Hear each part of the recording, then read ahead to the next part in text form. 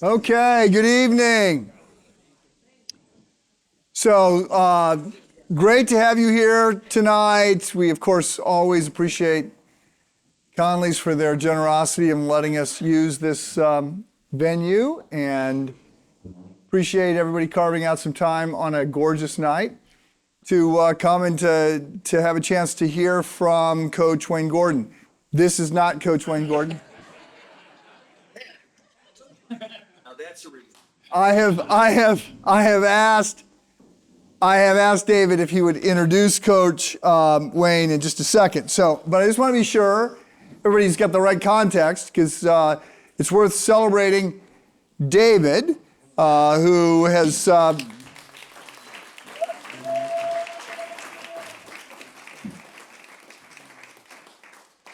so they moved into North Chicago in 2013 after he had finished his PhD. And they have been there since, been part of the community, and that doesn't simply mean Renew. David has been a police and fire commissioner. He just recently stepped down from being a trustee for Shields Township. And Renew, of course, is more than just housing. Housing has been the big part of what we have done. It has been the primary tool. There's some jobs pieces on that as well. And lots of good things have been happening. So many of you have been around Renew. Many of you have been volunteering with Renew. Last year, I think we had 1,500, 1,600 different people volunteer on a home at some point. We've got 15 staff. We've got 29 Matthew home owners right now living in their homes, sleeping in their home tonight. We'll have 30 at the end of this month. We are on pace to do not quite one a month for the next few years, but close to one a month. We will be doing 10 a year. And so thank you for all the work that you have been doing to that end. So last month we got a warehouse donated. Where's John Revenaugh? Yeah,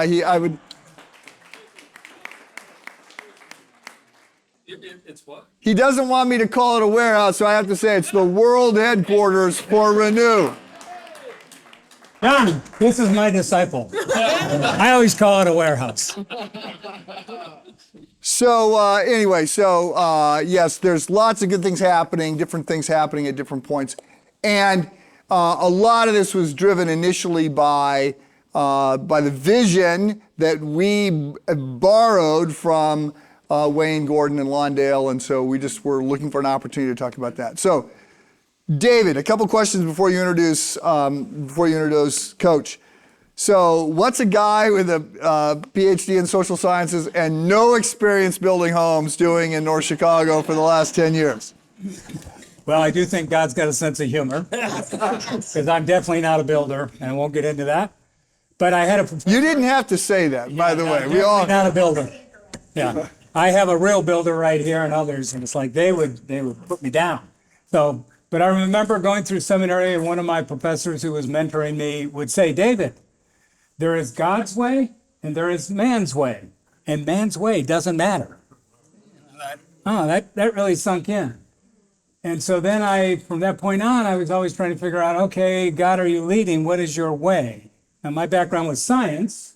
So then, like Gideon, I would test God by a specific prayer.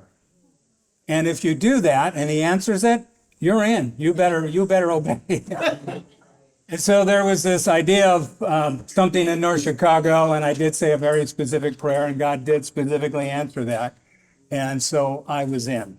And what the beauty of that, not being a builder, and just following his God, is he gets all the praise.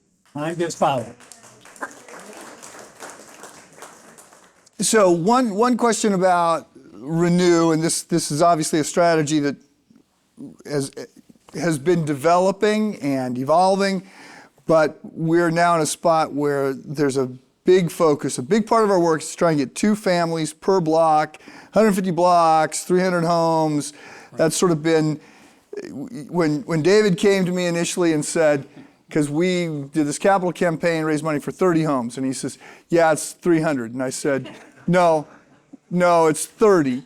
And he said, God said 300. And I said, okay, well, we raised money for 30, so God has the next 270, just to be clear. But David, David has been driving this, and it has been going and growing. So why home ownership? Why is that such a primary Yeah. vehicle for the vision you are championing?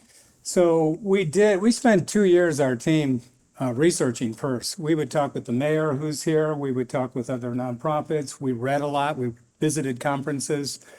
And one of the things that shined through all of that was home ownership. A community is considered vitalized when it's about 65% home ownership.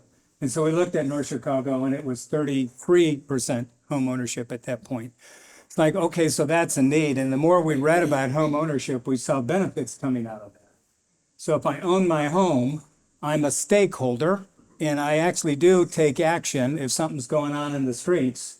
I say something, I do something, I call the police, I go to City Hall. Or I want to, join, a board, like it's a school board and things like that. They get engaged. Now, renters will too also get engaged. I don't want to put that down, but there's a lot of folks that we talked to who were renting, who were looking to leave and not stay and not get engaged.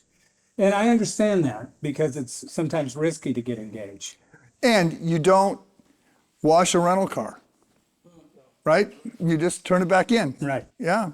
So there's great people, and so we just saw home ownership, and then we began to put a plan together. If we could put two on a block, connect them together so they support each other, have them sign what we call a Matthew Home Pledge, which says, I'm going to get to know all the neighbors on my block and also look to care and love them, kind of in the name of Jesus. Then, if we do this block by block, at some point, you reach a tipping point, which is Malcolm Gladwell's concept of tipping point. Generally, that's about a 15% increase of whatever it is that is selling out there. And all of a sudden, it just takes off and grows organically, exponentially. So that's what, when we did the numbers, this was after hearing from God when he was saying 300.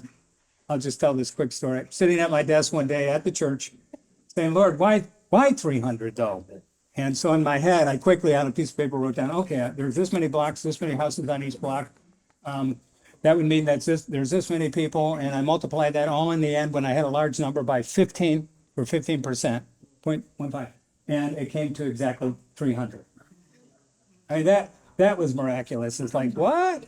I wasn't trying to get there, but 300. I go, okay, so it's a tipping point. I see.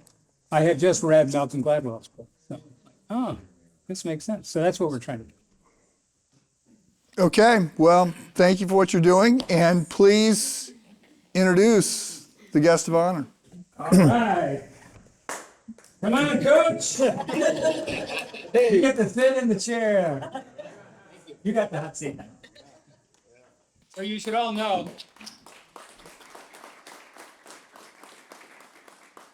You should all know he's got his fingerprints over a lot of stuff that we do in North Chicago. Because a bunch of us were going down to visit with him, not just once, multiple times. So was Mike. And we were learning over that 2 years. And it was Coach Wayne Gordon, who was really the scholar, but also the practitioner who was helping us. So we were taking all of that in. Now, I asked him for his bio, and he sent me 2 sentences. And I said, I may say a little bit more than that, just so you know. But I really like the 2 sentences. He said that he has been in Lawndale for 50 years. I've only been in North Chicago for like 13, 50 years. So 50 years ago, moves into Lawndale and then starts to feel a burden from God to do more. He's a teacher there. He was also a coach. And just fell in love, with the students that he was leading. He began to disciple them, and then in short order, launches a church. And it was Lawndale Community Church with the high schoolers he was mentoring. So this church launches, and it's just... That's more than 2 sentences already. But I'm not letting you get away with that 2 sentences. So he does all of that, and then he's not through yet. He decides after launching that church that he would like to learn more about what Christian community development really is. So he does a master's program, and then he's still not done. So then he does a doctorate in Christian community development. and then he's still not done. He contacts Northern Seminary, and he says, I would like to launch a campus here in Lawndale. I'll run the whole thing, and I will do, teaching. We'll find others. And so he's still doing that. He did do that. So he launched that. So he's affectionately known as Coach. That name caught on when he was in the high school, working with the high schoolers. But he's also Dr. Gordon. So thank you for coming tonight, Doctor. Yeah. Here's some things that he's launched, and I'm just going to say quickly. I know, it's like, come on.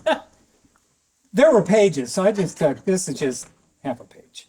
The Lawndale Christian Health Center launched, Lawndale Christian Development Corporation launched, the Lawndale Community Church's Hope House launched, Lawndale Christian Legal Society launched, and then it says at least on a page, Lou Malnati's. This was just a restaurant, right? It was not the whole thing, was it? Did Lou Malnati's launch there? No, it was their 10th. Okay. Their tithe restaurant. And I don't know if we have time for that story, but that's how we got it. Well, and the thing that was most of one of his sentences was, I also married the love of my life, and we've been married for 48 years. So, let's give a hand. So, Coach, thanks for being here. And this is payback. Sherry and I and you and your wife were at the Bears game in the owner's box, been invited by the McCaskies. I told you that because we had met, you had told us what we needed to do if we were going to do stuff in North Chicago. And we had gone away and we had been working for 6 months on all of it. And I said, we've done everything, we're getting ready to launch. And you said, you're going to chair the board, right? And I said, nope. There's lots of people that do governance, that's fine. And he goes, no, you're going to chair the board. And I said, nope. And finally, as we were wearing through the first quarter, I finally said, okay, I'll chair the board for a year. And you said 10. And I said, nope. And then I finally said, you know what, I don't have to say anything. I'll just do what I want. But anyway, thank you for being here. So tell us a little bit. You graduated from Wheaton in 75 and you moved to Lawndale. This is a call from God. I guess I'm interested, how did you get there and when did you realize you were not ever leaving? Yeah, well, thank you. It is, first I just, I want to say I'm really glad to be here.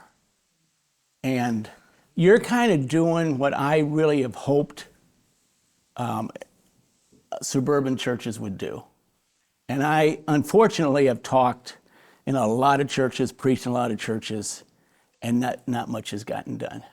So I am just thrilled to be with you today. I'm honored to be here because you don't know what you're doing, and that's great.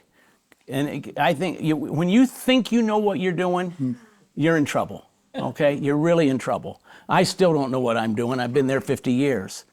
But I think that, one of the things that's happened, I'll probably get to your question, but one of the things that's happened in America, and we've watched it happen in Chicago, Chicago has lost close to 1 million people have moved out of the city of Chicago into the suburbs.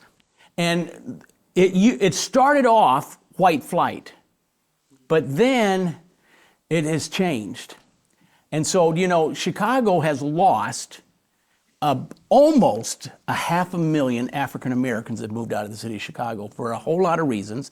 And University of Chicago came up in 2016, had a bunch of reasons why, and it's 10 reasons. I don't need to go into them. They're not all great reasons, just like the same thing when white people moved out, it wasn't necessarily great reasons, but these things happen. But what has happened, I'll tell you one thing. You used to drive down the Dan Ryan Expressway, and you see all the housing projects, Robert Taylor homes, one after another. And everybody complained about them. But I knew a lot of people that lived there, and a lot of people had some good life there, and they weren't managed well, and that's why there was some problems there, and there were problems. But we tore them all down. Bill Clinton was president, gave us a bunch of money, we tore them all down. But we never built anything back. So just imagine if somebody come into your community and just tear a bunch of houses down and you have to move. And you don't necessarily know where you're going. Well, people started moving then to the collar suburbs, and And it's what, probably about 15 years I started talking about the suburbanization of poverty. Now, North Chicago has been North Chicago for, how long has it been a predominantly African-American community? Probably for the last, when you say flight, I know that the Polish community was there. Yeah. And they moved out, and then the Yeah. blacks kind of moved in. And I'd probably say for the last 50 Yeah, years or so. yeah. It's always been predominantly African-American in my experience. And so but a lot of other neighborhoods, west sides of the western neighborhood, Maywood used to be all Italian. Now it's mostly African-American. Bellwood, you can go. Ford Heights is a southern suburb. It's the poorest suburb in America. There's nothing there. If you're poor and live in Chicago, we got the L, we got bus system, we've got a lot of schools. They're not always great, but we can make them better. There's a lot of things going on. And what's happened is that, the loop taxes and the affluent communities in Chicago, they provide services for poor people. And so there's some options that you have. There are no options mostly in the suburbs. And so the suburbanization of poverty has really made an impact. And really, there's a whole lot of people living in suburban areas of our country, not just Chicago, that are hurting. So my hat goes off to Christ Church of Lake Forest and all of you that you wanted to do something about that. And I wish I could tell you, I get a little emotional about it. I wish I could tell you that there's been a lot of people I've talked to about it that have taken me up on it, but there hasn't been. Very, very few. And if I was to talk off the top of my head, I would say by any measurement that I would know how to do, you're the best. Now, you got lots of problems and you're not doing it and it's not always right. And David, we were talking on the phone, but hey, that's okay. You're doing it, and that's what it takes. And so, I don't know what your question was. Why did I really don't. Yeah. that occurred to me that you didn't remember the question? So you moved. Oh yeah. Why did you move, and why did you stay? Well, I sensed a call of God when I was in high school, and I thought I was supposed to be a missionary in Africa, and it was no, God, I just want you to be, and it really was a call to the African American community. And so I went to Wheaton. When I was at Wheaton, I was really involved in the city. I came into the city 3 times a week and went to Cook County Jail, went to the Dearborn housing projects on the south side, went to Skid Row, did a lot of things my heart. And then I thought that the way God could use me the best was to be somebody that when you're not supposed to be a Christian. Pastors, we have a disadvantage because everybody thinks, somebody cusses in front of us. I suppose that still happens, but anyway, somebody cusses in front of us. Cussing is so big now. They say, oh, excuse me, Pastor, excuse me, that kind of thing. I never say those words. No, yeah. So the thing is that people expect us as quote unquote, kind of professional Christians to talk about Jesus. I didn't want to be that person. I wanted to be somebody that nobody was expecting to talk about Jesus. And I thought the best thing with my skill set would to be a teacher and a coach. So I was looking for an African American high school to be a teacher and a coach in. And Farragut High School, through God's way, the coach had just become a Christian and wanted to reach the kids for Christ, but was, just new and didn't know how to do it a little bit. So he gave me a job and the school gave me a job. And then there was that still small voice in me that I knew that if I was going to have any kind of an impact, I needed to live in the neighborhood where the kids lived. And basically, everybody told me, don't do it. White people, black people, Christian people, non-Christian people, but that still small voice in me said, that's what you need to do. And of course, Jesus, John, there's no Christmas story in the Gospel of John, but that's what people think, but there really is one. And verse 1 is, in the beginning was the Word, and the Word was with God, and the Word was God. Then you zip down to verse 14, that's the manger. And the Word became flesh. And we often translate it, dwelt among us, but lived among us, pitched his tent among us, moved into the neighborhood. But he didn't, and then Philippians 2, Jesus didn't count equality with God something to hang on to, but emptied himself and became a human being and came to earth.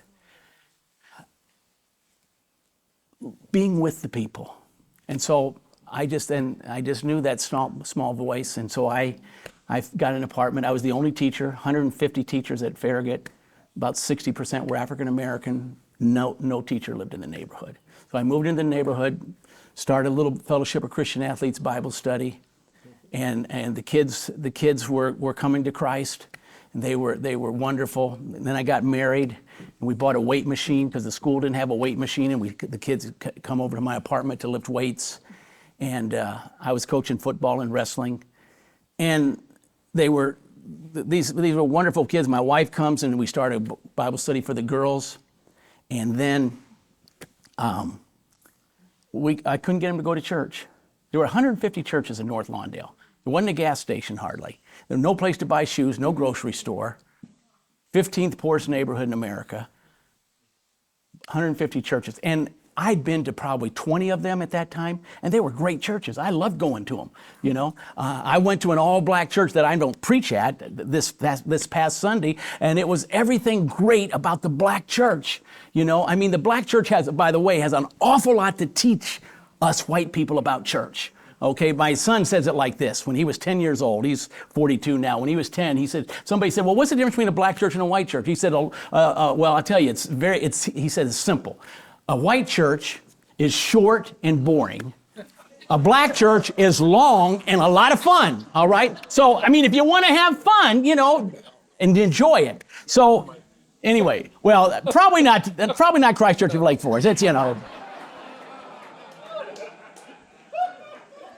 Anyway, so the kids said, we studied the New Testament, what a church is and what does it mean and and we began to realize that church is not buildings. There's no building in the New Testament. There was a temple in the Old, but they didn't worship in buildings. They went from house to house.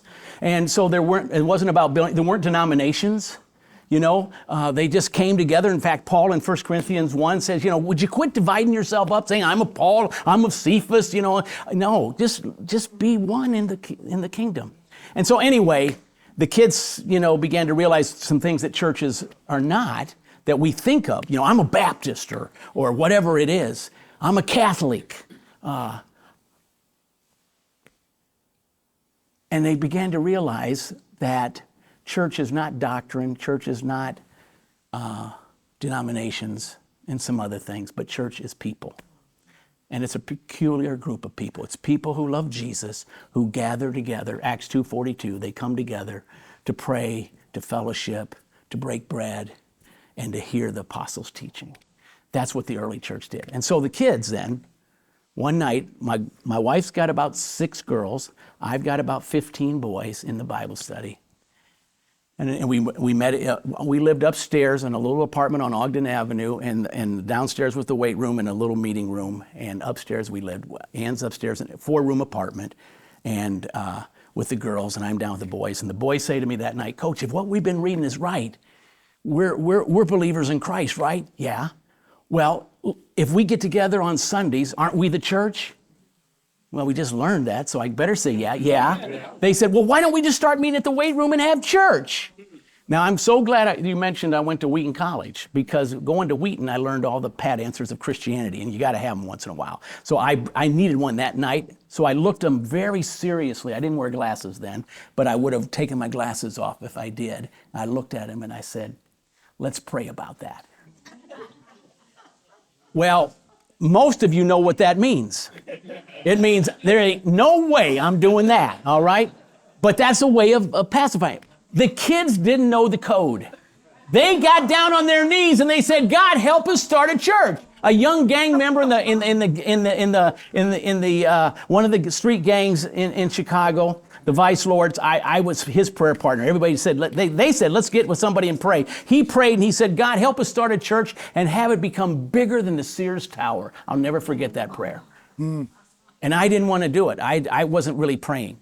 I go upstairs. My wife says, Ann says to me, the girls had a crazy idea tonight. I said, really? So did the boys. I said, what was that?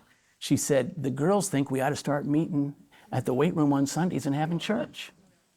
So we said, well, maybe that is what God wants us to do, you know? And so we prayed that night, and I can remember that prayer. We got down the side of our bed, and we'd been married less than a year.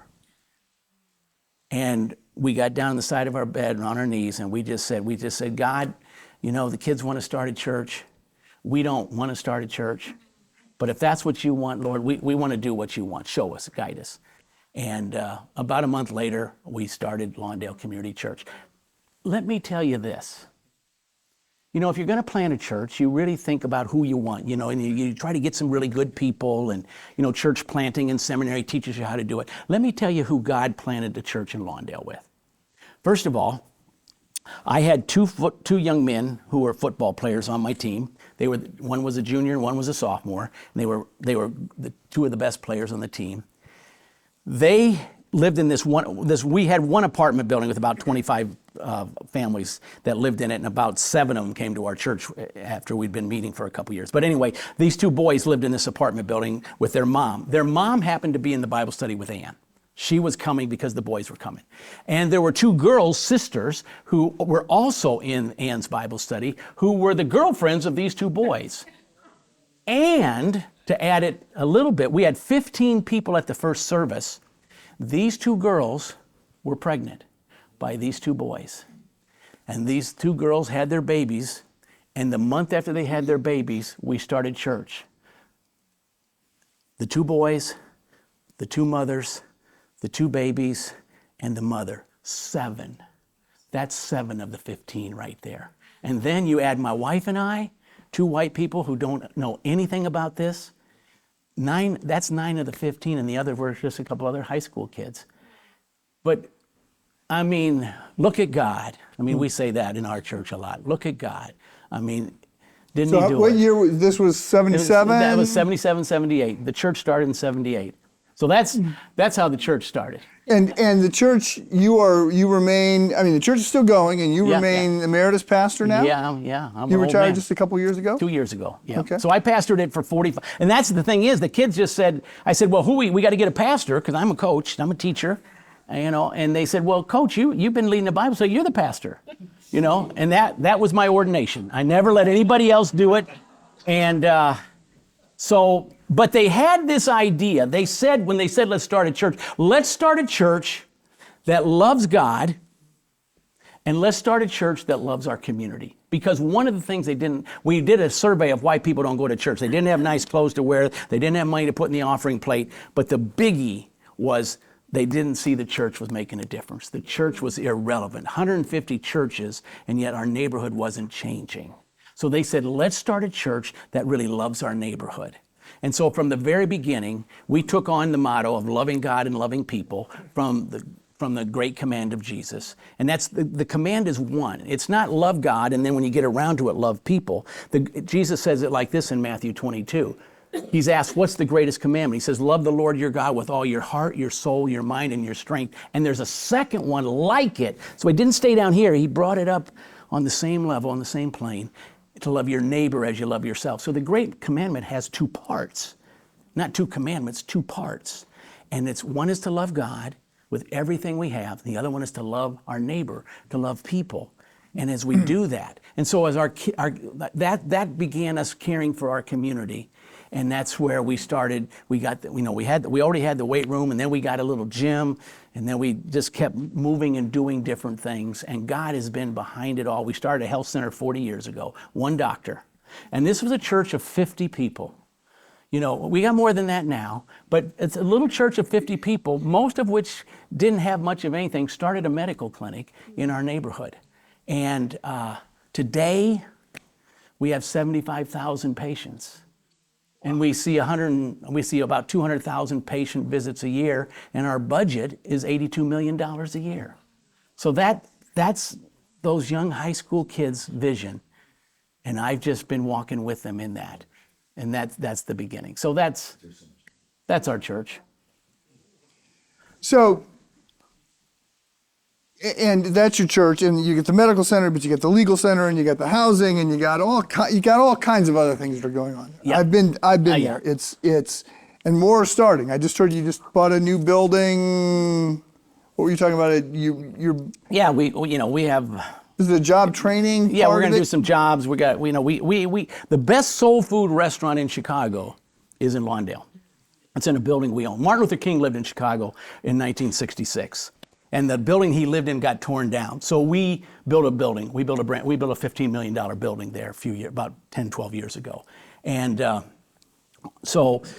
and it's called the King Legacy Apartments, okay? And that was, and by the way, we got $5 million of stimulus money to do that. You know, people want to know where your stimulus money got. We got a lot of it, okay? So just be thankful for that, all right? And so that building, we have a restaurant on the first floor. It's called Soul Food Lounge. And it's gotten great reviews. You look it up, you Google it, you'll see it's getting great reviews. And that's in Lawndale. We're going to move it down to this other building from the King building, and we're going to do a rooftop in the summer for outdoors eating, which is unheard of for Lawndale. We did open a Melnati's. There was not a sit-down restaurant in Lawndale until we opened Melnati's. And so we didn't even have a McDonald's until 1992. And so the Melnati's, when they were doing that, let me tell the Melnati story. Can I tell the Melnati story? I don't think I can stop you from telling Yeah. a little bit of this. So I got to know the Melnati's, and and so anyway, they were the two boys. The dad had died, Lou died, and the two boys are running it now, and they were really starting to get a little momentum, and they opened their 9th pizzeria, which happened to be in Naperville. And that, our people, we have listening meetings all the time. One of the most important things that we do is listen to the people. That's one of our core values. So all the ideas of any ministry we've done has not been a couple of us sitting around a room thinking, what should we do? It's listening to the community. And when they say something, we listen and we try to then see if we can't do something about it. We bring God involved in it. And so the Melnati's, when they did it, because always is, we need a sit-down restaurant in Lawndale. There's no place to take my family for dinner. Even, when we take our kids out for a birthday party, we got to leave Lawndale to do it. So the Melnati's had their 9th one, and something clicked in the Bible in me, and I said 9, then 10. That's a tenth, and a tenth is a tithe. And then I finally studied the Old Testament. You don't study the Bible until you need it. All right? I mean, come on. It's the way I am, and that's probably the way you And are. sometimes not even then. Yeah, but yeah. whatever. But I needed some Bible verses, and I went back and I looked up, and you know what I found out in the Old Testament? The Old Testament said that the tithe, Solomon could not use tithe money to build the temple. The tithe had 2 purposes in the Old Testament. One was to care for the priests and the Levites, okay, the clergy, all right? And then secondly, it was to take care of the poor. As a matter of fact, the Old Testament law said every 3 years, 100% of the tithe has to go to care for the poor. So there was the tithe. I didn't even know what the tithe was about, so Melnati's taught me that. And so then I went to them and I said, you've got 9 restaurants, it's time for you to have a 10th. I think it should be a tithe restaurant. You should run your business as a Christian would run it. And so long story short, God touched their heart, and we opened up Lou Melnati's 30 years ago. It was 30 years ago. And about a week before we opened, Mark Melnati calls me and says, I want to talk to you, Coach. And he says, we've been talking around the office and we don't know what to do with the profits on this restaurant.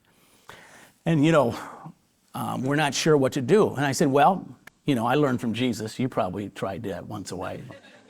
So I learned from Jesus. A lot of times Jesus asked the question back, all right, like in Luke 10. But anyway, I said to Mark Melnati, he says, I don't know. I mean, what are you asking me for? I mean, what do you do with the profits on a tithe restaurant? And he said, well, we probably shouldn't keep them. I said, well, probably not. And so then he said, well, why don't we give them back to the church to do ministry with men and ministry with youth and make a difference and do housing and things. And I said, that sounds like a great idea. One quick thing. This is a good teaching point. I teach people all over the country. And the one thing I say is if you're not going to do it for 15 years, I'm sure I told them this, don't do it. Because it takes 15 years to just get your legs under you, to get started.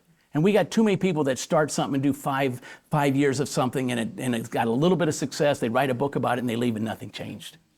So 15 years. So year 1, We didn't make any money. In fact, we lost $170,000. I say we very liberally.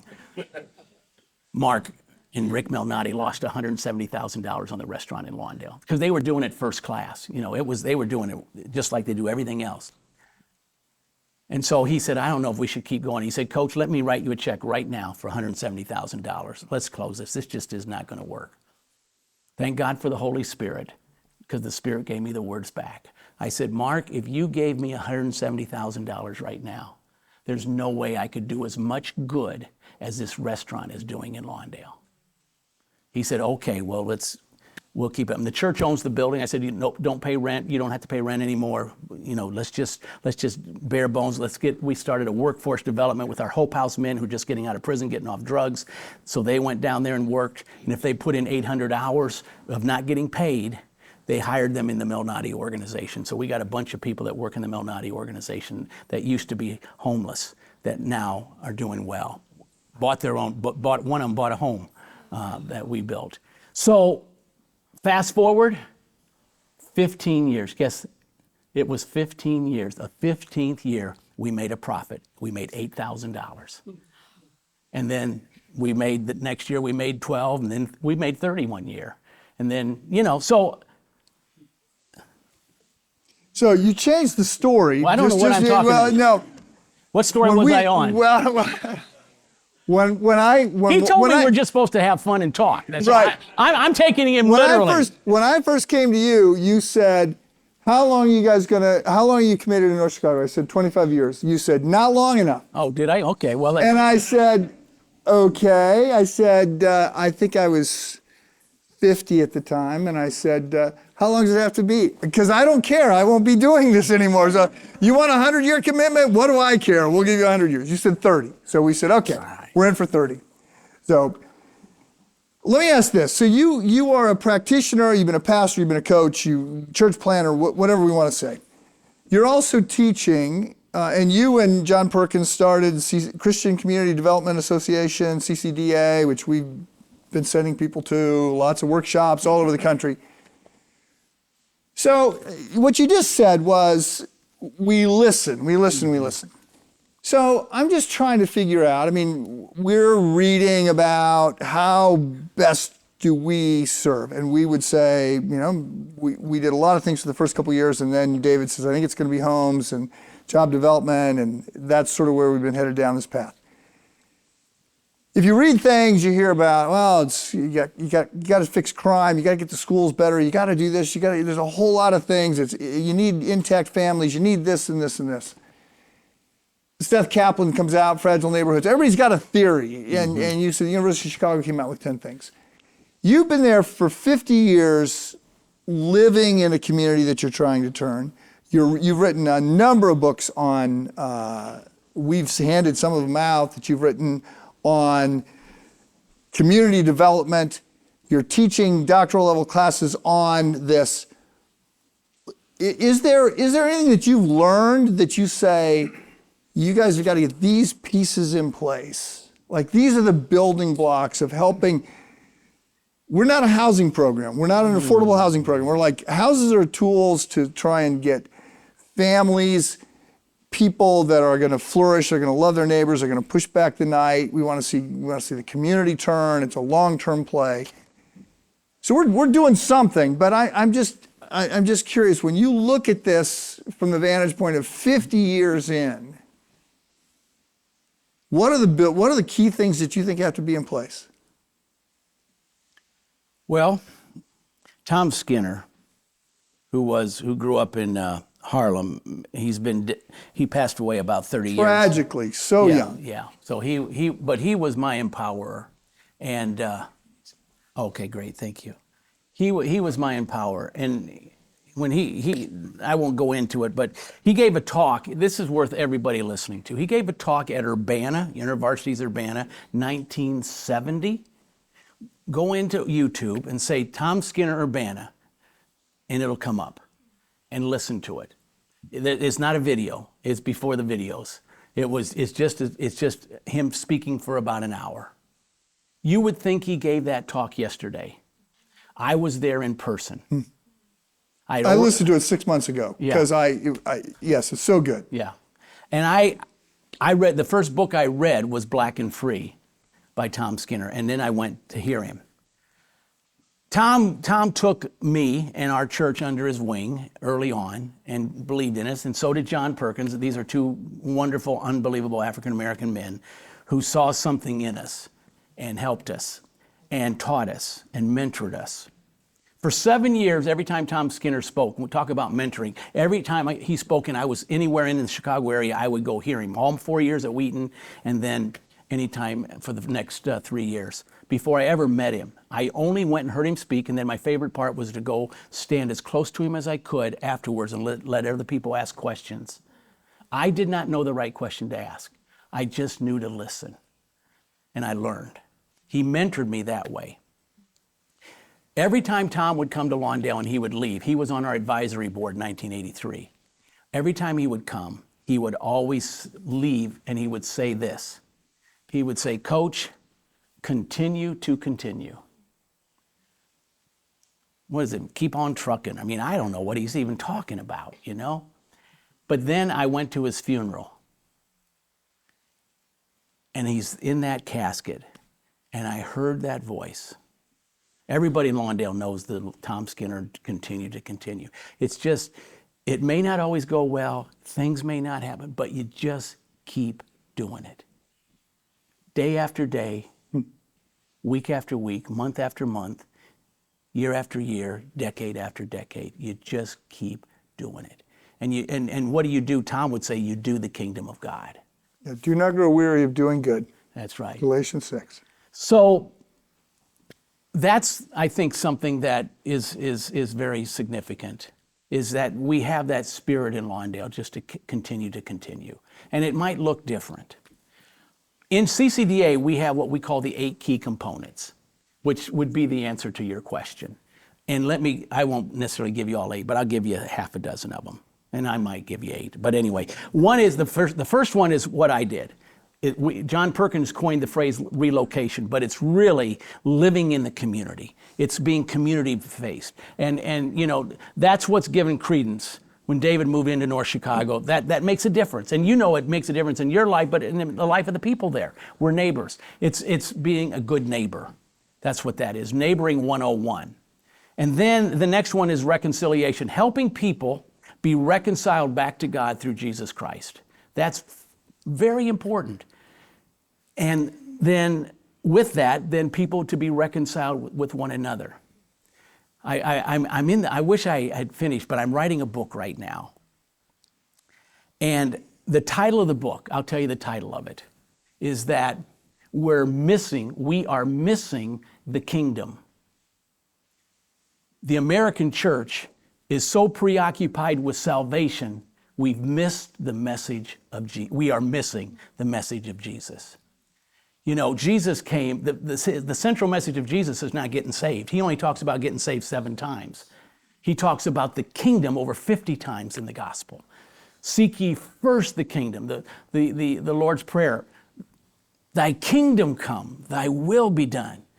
And it says that Jesus went about preaching the kingdom, the good news of the kingdom. The good news is not about your salvation. The good news is about the kingdom. Now, salvation is a benefit of it. Okay, I'm going to stop there because I could talk the rest of the time because I'm writing this book on it right now. But what I think has happened is that we've missed the kingdom, and so we're not living the way you're trying to live, of making a difference in things. When you're kingdom-minded versus selfishness of getting saved is me personally. The kingdom is about God, and my salvation is a part of that. Okay, I'm going to stop writing my book with you. So, listening to the community is another one. Listen, go to the people, live among them, love them, listen to them, learn from them. The last thing people who are struggling need is somebody to come and tell them what to do. They need to be listened to. Then what we call it a holistic approach. You got to realize there's not one answer. And you may not have all of them. You don't have to do everything. Okay, but a holistic approach means that we're called to love our neighbor holistically. This says that, Father, I love my children holistically. I make sure they have food to eat. I make sure they get a good education. I make sure that they come to church and read the Bible and learn about Jesus. I mean, all the things that we do is holistic. People are holistic people. There's more than one aspect. There's social. There's economic. There's spiritual. There's all kinds of dynamics to us as human beings, and we need to make sure that we're caring for the whole person, not just their soul, but the whole person. So that's holistic is another one. Empowering, helping people in a way that they're not becoming dependent upon us. That they can't be dependent upon you. They've got to have a stake in what's happening. When you build houses, they have to have some kind of stake in it. One of the things we do for anybody in our church, and almost everybody in our church that wants to own a home has owned a home. Okay, and we have a target area, and we have 100 families that live in that target area, and about 85 of them own their home, and that's just a 40 square block area. And so we've helped over 500 people own their own homes, 500 families. And that, now this is 50 years, okay? And I think 300 is an unbelievably great goal for you and what it is. But then I think, so what we want to be able to do, helping people, so we just have something is so simple that we have a down payment assistance program. Number one, when we studied it, the number one reason people couldn't own a home, they didn't have money for a down payment. That's hard to even get. We found out to get a homeless person out of homelessness, the hardest thing is getting them an apartment, because what do they usually require? At least in our neighborhood they do. They require first month's rent and then a security deposit, which is always equivalent to a whole month's rent. Some take a month and a half for that. Who can ever come up with that kind of money if you're struggling? So how do we keep looking, we find the problem, you figure out how can you solve that problem? How can you make a difference in a way without a handout? Empowerment is not a handout. Empowerment is helping people to do for themselves. And so down payment assistance, you save $1, we give you $1. You save $2, we give you $2. Up to $5,000, we will save. You save $5,000, we'll give you $5,000 from our church. Any family in our church, it's just automatic. It's not even a program. We don't even talk about it. Everybody just knows it. And so all of a sudden you got $10,000 for a down payment, which helps bring your payment down a little bit. The more money you put down for down payment, the less it is. So I don't know how many I gave you. Relocation, reconciliation, redistribution, which is helping to bring things in the community. Like Soul Food Lounge is a big one. Melnati's is a big one, to bring those things to the community. And empowerment. I forgot one that you would like, because it's my favorite one. It's called church-based. The church. I love the church, and the church has got to be doing this. All right, now we may set up some 501c3s to do it, but it's the church. We got a common logo in Lawndale. So the Legal Center, the Development Corporation, Tom can tell you, Tom's been to Lawndale about 600 times. And so all of our ministries have the same logo. Lawndale Christian Community Church is L with 3 C's. And then we have the Health Center, it's L Christian Health Center, so we put the H instead of one of the C's. And the development, we move the D, and that legal center, we put the L. So it's like everybody knows, underneath this big sign on our health center, it says a ministry of Lawndale Community Church. It's the church. The church is God's change agent in the world, and we've got to do it. And there was a big church in the Chicago area, I won't say its name, but they really loved what we were doing. They're all excited, and they want to help us in it. And they say, what do you want help with? They said, well, we want some help with doing some housing. Oh, we don't do housing. They were going to give us $100,000, but when we told them we wanted it for housing, they didn't do housing, because the church does not do housing. I'm done. So, we are running out of time. I've got 4 final questions, but before I ask the 4 very rapid questions. Yeah. Before we go to those, I guess I'm just looking for you to say, it's a little crazy out there right now. Locally, nationally, globally, we're 5 years past George Floyd. We got all kinds of political tensions. We got divisions. We got anger. We got all kinds of stuff. Are you? You're bringing a lot of energy tonight. Are you optimistic, hopeful? And those are different things. Mm-hmm. Are you energized? Are you discouraged? how do the challenges that we're facing, how are you facing them? I think it's a great time to be alive as a Christian. And I'm not talking about what people think are Christians. I'm talking about being sold out for Jesus Christ. It is a great time to be there. I'm always hopeful. Christ gives us hope. Yep. And so, and I love, when you find something you love that you do, I mean, of course you got energy to do it. I love, and you energize me. I'm energized tonight. I could come here and been kind of boring, I'm sure, but you energize me because of what you're doing, I don't go everywhere to speak. I really don't. I only go if I think God wants me to go. You have been kind to us. I need to say that. No, I don't mean it that way. No, I don't mean it that way. I say no to about 80% of the things because I just don't, I got other things I want to do, okay? Right. And I'm aware of that. And there have been times when I have called or when we have come down or we brought people down and you have been kind to us. And I keep saying to people, I go, look, we could get on a plane and go a long way away to get this kind of counsel, and we're very thankful. I didn't say it to mean that. I get that, I'm just glad to be with you. Is what I'm trying to say. I don't want any money for this. I mean, if you've got, well, that's good. Yeah. And I'm dead serious. Put it in. If you wanted to give me $5, put it in towards building these houses. I do not want anything, and I don't. Anytime you say something like that, you look like I'm trying to. I'm not a great guy. I'm a sinner. I struggle just like everybody else in this room. But I did find out what God wanted me to do early on, and I've tried to be faithful in it. And God has brought so many people around it. I'm here representing thousands of people that make a difference every day. I mean, the health center, we got 700 staff on our health center. It's crazy what God has done when you stay with it and continue to continue. So 40 years of our health center has made a difference. And now, we started a residency program for doctors. So if doctors want to they can come do their residency with us. And, it's just a lot of things. But what energizes me is all of you. And that you would be willing to do this. And you know what? You can do more. The last thing you want to do is look at what you've done. Satan wants to take us up to the top and say, look at all the things that you've done. I've been tempted that way, of course, but no. If you start reading press clippings or you start thinking you've done something right, then, I told you you're doing it right, but, let me rephrase. You guys aren't worth beans, all right? But, it's like, okay, what do we do? And, okay, that was one question. Yeah, no. Now the four final questions, okay. Short answers. Okay. Thank you, Warren. You're my buddy. So what time are we supposed to go home? So okay. These are the questions I ask at the end of every interview. So okay. What, if anything, keeps you up at night? Violence.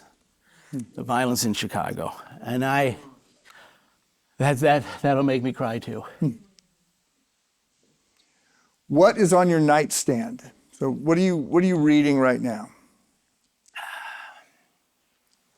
Well, I don't read on my night. I don't read in bed. But anyway, I know what you mean. I could just say nothing and be done.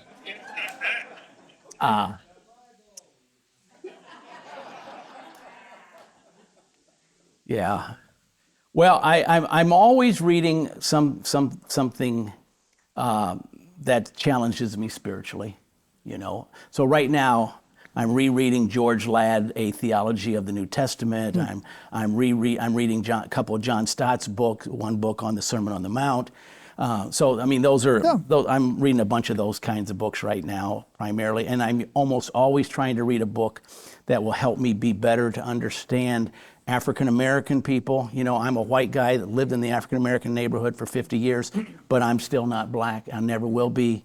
And so I'm learning, I always want to be learning that way. Those are some of the things. Okay. And the Bible, of course. Okay. Yeah. Good recovery. So, what book, movie, podcast, Netflix series, Amazon product, or whatever have you recommended most over the last few years? So is there something you've been buying for people, handing out to people, saying, you got to watch this, listen to this, whatever? Well, Tom Skinner's talk at Urbana would Okay, be on the top good. of that list. Okay, great. Continue. And Tom Skinner in Urbana.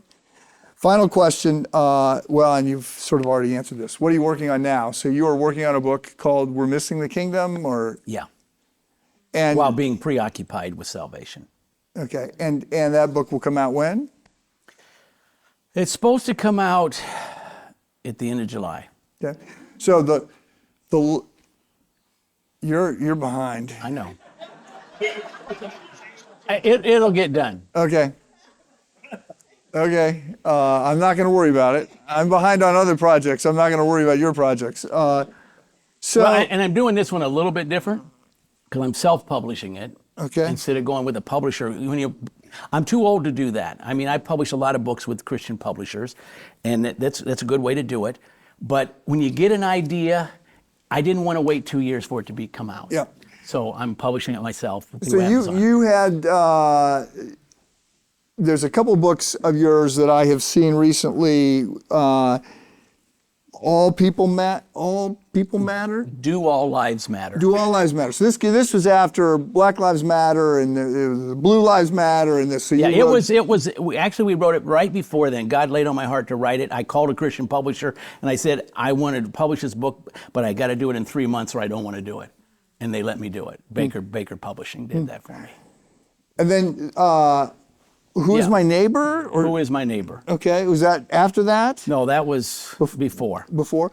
So do you have a book since Do All Lives Matter? Have you had a book come out since then? Yeah, it's Leadership Development. Okay. It's called. Okay. And the subtitle is Developing Leaders in African American Communities. Okay. Okay. And I think I was supposed to talk a little bit about housing, but I do want to say, before we close that, I was talking to David a little bit yesterday, and I think the things that he was sharing with me and getting this to scale and getting houses. I mean, we tried it on a block. We try to get 5 or 6 families on a block, and that we call it Salt and Light on that block for many reasons. And I think housing is a very significant thing, and home ownership is. And so I think that's certainly the niche that God is starting to call you into. And it's a holistic approach, and that will lead people in those houses will do the work that you thought you were going to do. That will be what happens. So anyway, I didn't want to leave without saying something about housing, David.